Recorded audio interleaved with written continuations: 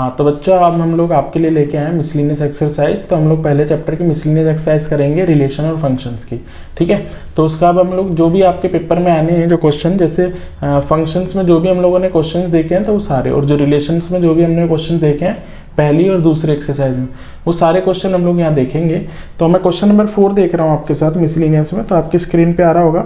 तो show that function define कर रखा है R to R, और ये x की वैल्यू -1 से 1 के बीच में दे रखी है, और defined by fx = x by 1 plus mod x, ठीक है ना। और इसको 1 1 1 2 हम लोगों को चेक करना है, तो चेक कर लेते हैं हम लोग, ठीक है। तो ये ऐसा क्वेश्चन दे रखा है आप लोगों को, तो मैं क्या कर लेता हूँ, मोड में दे रखा है आप लोगों को, तो मैं कंसीडर कर लेता हूँ x1 x2 की केसेस। तो 1 1 का केस पहले हम लोग यहाँ ले लेते हैं। तो 1 1 को जैसे हम लोग देखते हैं यहाँ पर, तो 1 1 को कंसीडर करेंगे हम लोग। तो देखो जरा, x1 जो मैं मान लेता हूँ वो पॉजिटिव, और x2 जो मान लेता हूँ वो नेगेटिव, ऐसे कुछ कंसीडर कर लेते हैं। तो x1 पॉजिटिव x2 नेगेटिव, तो ये वाली बात कैसे होगी, तो चेक कर लेते हैं हम लोग। तो क्या आएगा, तो हमारे पास फंक्शन हो जाएगा fx1 fx2, तो x अपॉन में 1 प्लस x1, ठीक है। और ये भी क्या हो जाएगा, x2 अपॉन में 1 माइनस x2। माइनस क्यों लिखा है यहाँ पे, क्योंकि x2 हम नेगेटिव कंसीडर कर रहे हैं, मतलब लेस देन 0 वाला केस है कि x 0 से छोटा और ये 0 से बड़ा है। 0 से छोटे पर ये नेगेटिव, 0 से बड़े पर ये पॉजिटिव, मोड x की बात कर रहा हूँ मैं यहाँ, ठीक है। तो इसको उधर ले जाओ, तो आपके पास आ जाएगा, इसको इससे मल्टीप्लाई करूंगा तो x1 माइनस x1 x2, और इसको इससे मल्टीप्लाई कर दूंगा तो x2 minus plus x1 x2। तो इसको उधर ले जाता हूँ, इसको उधर ले जाता हूँ, तो x1 minus x2 = 2x1 x2। तो आप इस टर्म को देखोगे तो ये टर्म जो है, किसी भी दो ऐसी वैल्यू को आप यहाँ कंसीडर करो और वो इसके इक्वल आ जाए, ऐसा पॉसिबल नहीं है। This case is not usual. तो हमारे पास, ठीक है ना, ये वाली हमारे लिए यूज नहीं होने वाली है इक्वेशन, ठीक है। मतलब आपकी x1 = x2 आना चाहिए, वो तो आया ही नहीं, ठीक है ना, और ये और आ गया, तो ऐसा हम कंसीडर नहीं करेंगे। तो ये वाला केस आपका गलत हो जाएगा। ऐसे आप x1 को नेगेटिव ले लोगे और x2 को पॉजिटिव ले लोगे, तो उसमें भी कुछ ऐसा ही आएगा, तो ये भी आपको नहीं लेना। तो फिर हम क्या लेंगे, या तो बोथ पॉजिटिव,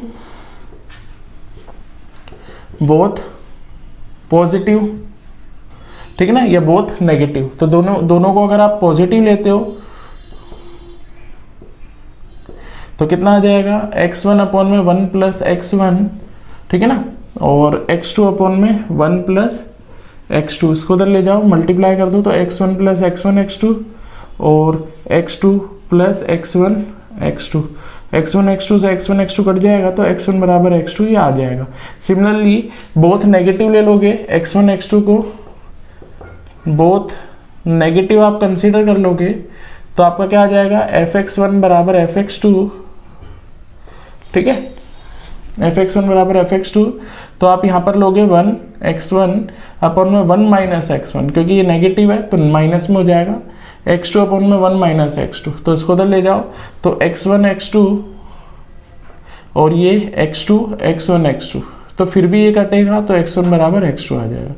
तो ये कंडीशन आपके पास सेटिस्फाई हो गई, तो हम बोल सकते हैं सो फंक्शन इज 1 1। तो ये 1 1 तो है ही आपका।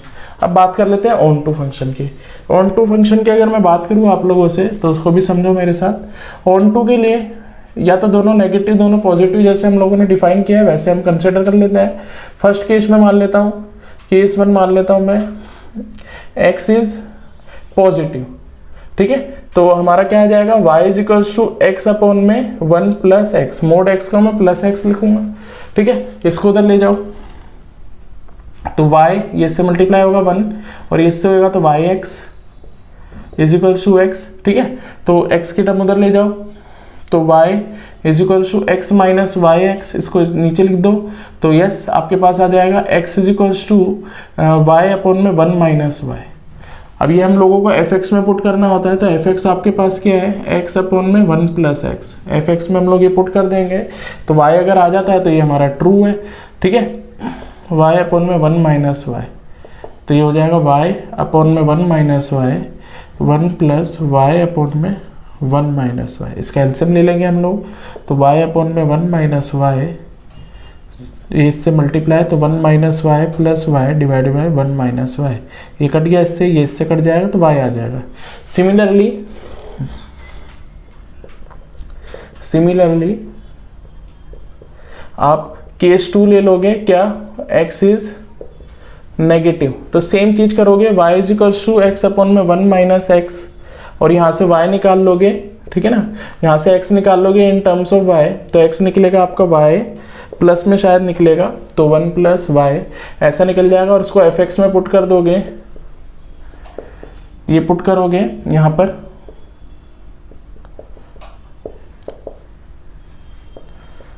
ये ऐसे पुट कर दोगे अगर आप, तो ये आपका y आ जाएगा। सो इट इज, तो हमारा 1 आ गया, so it is 1 1, so it is onto function.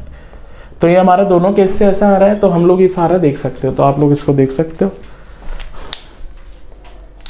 तो बच्चों चौथा क्वेश्चन हम लोगों ने कर लिया था मिसलिनियस का, अब हम लोग फिफ्थ देख रहे हैं। हम सिर्फ वही क्वेश्चन देख रहे हैं जो इस साल आपके कोर्स में है, ठीक है ना, तो वही क्वेश्चन है रिलेशन फंक्शन के, ठीक है। तो देखो क्या लिखा हुआ है क्वेश्चन नंबर 5 में, शो दैट आपको फंक्शन दे रखा है R2R और आपको fx दे रखा है, इसे fx x क्यूब दे रखा है, और हमारे को इसको शो करना है कि it is a injective function. तो अगर मैं सॉल्यूशन की बात करूं तो हम लोग जानते ही हैं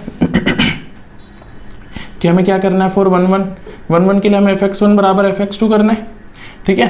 तो x1 का क्यूब बराबर x2 का क्यूब, ठीक है ना।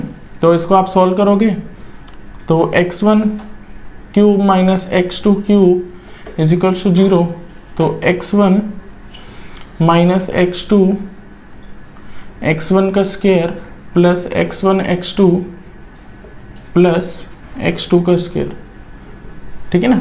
और अब इसमें देखेंगे तो x1 माइनस x2 बराबर 0 आ जाएगा, ठीक है, और x1 plus x2 plus x2 का स्क्वायर इज इक्वल टू 0 हो जाएगा। ये कंडीशन किसी भी वैल्यू के लिए सेटिस्फाई नहीं होगी, तो इसको हम कंसीडर नहीं करेंगे, तो x1 बराबर x2 आ जाएगा। तो ये हम कह सकते हैं सो फंक्शन इज इंजेक्टिव,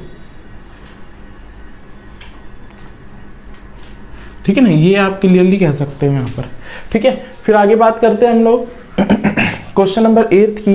तो क्वेश्चन नंबर 8 में आपके सामने पढ़ देता हूँ क्या लिखा हुआ है क्वेश्चन नंबर 8 में, given a non empty set x, consider px which is a set of all subset of x, define a relation r in px as follow for the subset a, b, ठीक है ना, in px a relation b if and only if a is a subset of b। मतलब आपको क्या कहा गया है, एक नॉन एम्प्टी सेट है x आपके पास, ठीक है, और px आपको उसका x के सारे सबसेट डिफाइन करे हुए हैं, और एक रिलेशन px में से डिफाइन किया है, और वो क्या कंडीशन दे रहा है कि a और b का पेयर होगा वो आपका कब, जब आपका a is a subset of b। तो ये वाली कंडीशन आपको सेटिस्फाई करवानी है, तो क्या ये इक्विवेलेंस रिलेशन है या नहीं है वो हमें को जस्टिफाई करना है यहाँ पर, ठीक है। तो जरा इसको समझते हैं हम लोग, जरा देखो मेरे साथ क्या बोला हुआ था आपको। फॉर रिफ्लेक्सिव की अगर मैं बात करूँ, सबसे पहली बात रिफ्लेक्सिव की बात करता हूँ अगर मैं, तो मैं यहाँ ले लेता हूँ a, r, a, that means कि a is a subset of a, ठीक है। तो ये ट्रू ही होगा भाई, कोई भी रिलेशन, कोई भी सेट जो होगा अपने आप का तो सबसेट होएगा, इक्वल भी हो सकता है, ठीक है ना, इक्वल भी हो सकता है, और अपने आप का तो सबसेट होता ही है हर कोई, ठीक है ना। तो आप ये कह सकते हो, तो ये ट्रू हो गई आपकी। तो यस, r इज रिफ्लेक्सिव,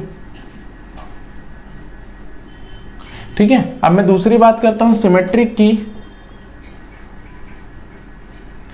तो सिमेट्रिक की अगर मैं बात करूं तो a रिलेशन b को क्या इंप्लाई करता है कि a is a subset of b, पर this is not imply that कि b is a subset of a। ये कोई जरूरी नहीं है, आप एग्जांपल के तौर पे यहां लिख सकते हो कि a इज 1 2 और b इज 1 2 3। तो a is a subset of b but b is not a subset of a, ठीक है ना। तो यहाँ पर ये चीज आ गई, तो मैं कह सकता हूँ, तो ये इंप्लाई नहीं करता, तो मैं कह सकता हूँ कि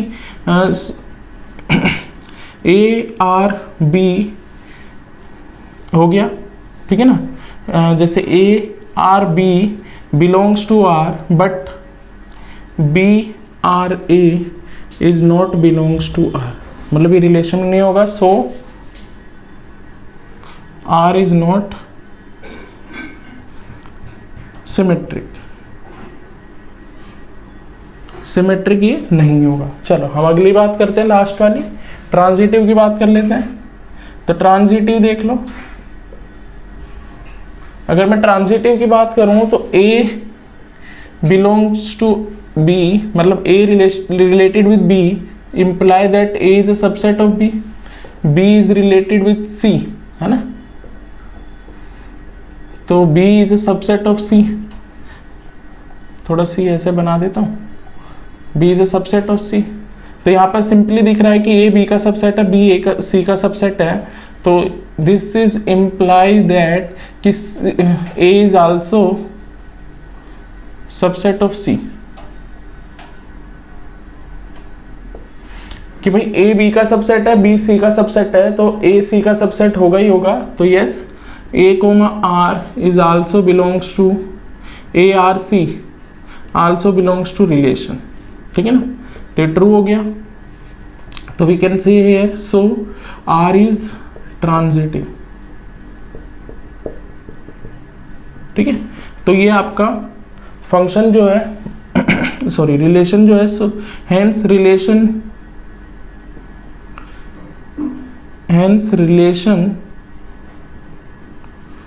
इज नॉट इक्विवेलेंस, ठीक है ना, इक्विवेलेंस रिलेशन नहीं होगा क्योंकि ये सिमेट्रिक नहीं है, तीनों होता है तो आपका इक्विवेलेंस होता है। तो आप ये देख सकते हो।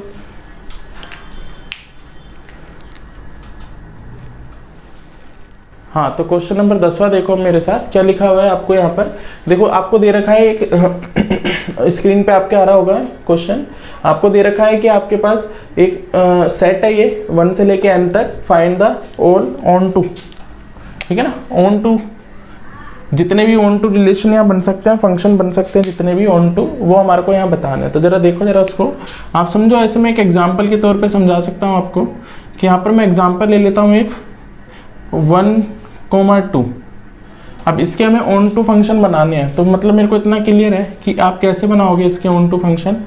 एक तो आपका ये हो सकता है कि 1 और 2, और इधर भी 1 और 2, है ना, ठीक है, इससे हमें बताना है। तो ठीक है, तो मैंने 1 और 2 लिया, तो एक बार मैंने 1 से 1 ले लिया और 2 से 2 ले लिया, तो एक तो ये बन जाएगा आपका ऑन टू फंक्शन, डोमेन बराबर रेंज, ठीक है ना।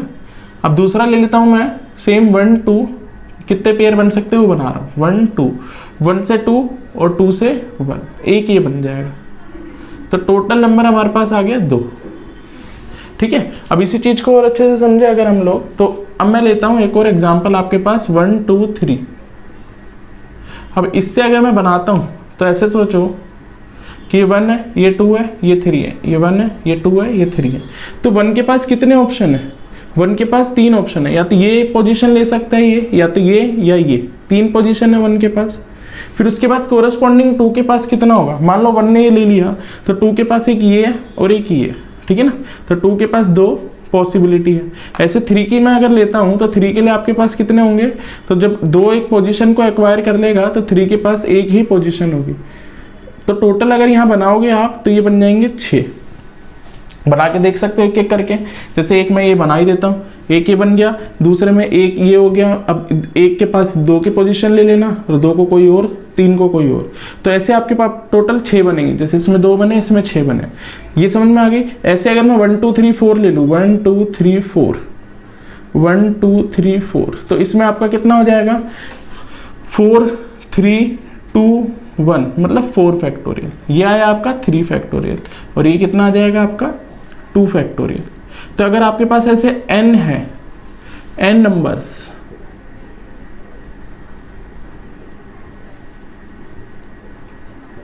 तो total number of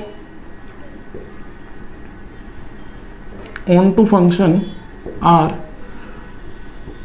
n, n minus 1, n minus 2, ऐसे डॉट डॉट डॉट डॉट चलता रहेगा ये 3 2 1, विच इज n फैक्टोरियल। तो ये n फैक्टोरियल आपके आ जाएंगे onto function total number, ठीक है, तो ये आपके बनेंगे ओवरऑल, तो आप ये देख सकते हो इजीली। ठीक है, अब मैं आगे बात करता हूँ आप लोगों से क्वेश्चन नंबर 15 की। तो अगर मैं क्वेश्चन नंबर 15 की बात करूँ तो उसको देखो मेरे साथ क्या लिखा हुआ है क्वेश्चन नंबर 15 में। क्वेश्चन नंबर 15 में आपको दे रखा है let A is this B, ठीक है ना, और एफ और जी ए टू बी आपका फंक्शन डिफाइन कर दिया बाय एफ एक्स की वैल्यू दे दी, जी एक्स की वैल्यू दे दी। वो बोल रहा है क्या एफ एक्स और जी एक्स आर इक्वल है, इसको हमें इक्वल देखना है, तो इक्वल हम समझ लेते हैं। ठीक है, तो इक्वल बनाने की कोशिश कर लेंगे। ठीक है, अगर मैं अब बात करूं, जैसे अगर आपसे बात करूं, ठीक है, तो हमने एफ एक्स की वैल्यू पुट करी तो 2 आ गया आंसर। अब जी एक्स में -1 पुट करा तो हमारा, हम यहाँ पुट करेंगे तो ये आ गया, और ये पॉजिटिव निकलेगा मोड से, तो 3/2 -1, तो 3 में से 2 गया तो 2 आंसर आ गया। तो ये चीज़ आपके पास आ जाएगी। तो यहाँ पर आप क्लियरली देख सकते हो -1 से gx -1, g -1 और f -1 दोनों इक्वल है। अब मैं बात करता हूँ अगली वैल्यू की। अब अगला डोमेन में क्या है हमारे पास 0, तो f 0 रख देता हूँ मैं, तो x² माइनस x, तो 0 का स्क्वायर माइनस 0, तो 0 आंसर आ जाएगा। और मैं g के अंदर भी रख देता हूँ 0 की वैल्यू, ठीक है ना, तो g हमारा कितना है 2 ऑफ कितना है जी x -1/2 -1, तो यहाँ पर 0 रखोगे, 0 माइनस हाफ -1, तो 2 माइनस हाफ 1, ये इससे कटेगा और पॉजिटिव आंसर आएगा तो 0 ही आ जाएगा। 1 - 1 इज 0। तो यहाँ पर भी आपका f0 f g 0 के बराबर है, ये 0 आ गया। ठीक है, तो मैं दूसरा लास्ट हम सेकंड लास्ट हम पुट कर सकते हैं, f की वैल्यू -1 पुट, सॉरी +1 पुट कर देते हैं। तो 1 पुट करूंगा तो 1 का स्क्वायर -1 विच इज 0, और g के भी जगह पे अगर मैं 1 रखता हूं तो कितना आएगा 2 ऑफ हाफ 1 माइनस हाफ -1, तो यस एक में से हाफ गया तो हाफ आ गया। ठीक है, हाफ ये इससे कटेगा तो 1 - 1 0, तो हमारा f1 और g1 भी आपका इक्वल है। अच्छा, मैं अगली बात करता हूँ लास्ट आपसे, f2 की वैल्यू पुट करते हैं। तो f2 अगर मैं रखता हूँ तो 2 का स्क्वायर -2, तो 4 - 2 इज 2, और g की वैल्यू पुट करता हूँ तो 2 ऑफ 2 माइनस हाफ और -1, तो कितना आ जाएगा, इसको सॉल्व करोगे तो 2 ऑफ 3/2 -1, 2 आ जाएगा। ये 3 में से 1 गया तो 2, तो ये भी आपका बराबर है। तो f2 g2 दोनों बराबर है, तो हम कह सकते हैं so f is equal to g, same ही आ रहा है, तो g के बराबर आ रहा है वो। तो आप ये देख सकते हो आपके सामने।